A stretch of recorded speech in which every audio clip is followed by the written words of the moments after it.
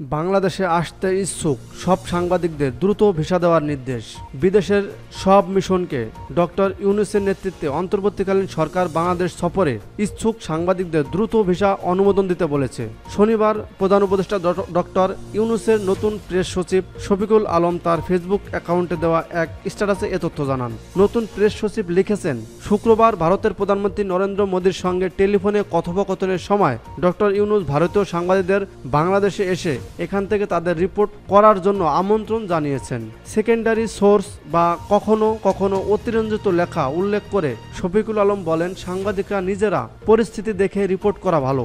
নতুন প্রেস সচিব বলেন, সব ধরনের ভিসার আবেদন দ্রুত নিষ্পত্তিতে সাংবাদিকদের জন্য তিনি ব্যক্তিগতভাবে নয়াদিল্লি ও হংকংয়ে বাংলাদেশ মিশনের কর্মকর্তাদের সাথে কথা বলেছেন।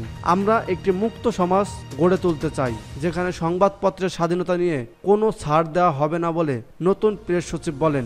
বাংলাদেশ ও অন্তর্বর্তীকালীন সরকার কার্যক্রম নিয়ে যে কেউ রিপোর্ট করতে চাইলে তাকে বাংলাদেশে স্বাগত।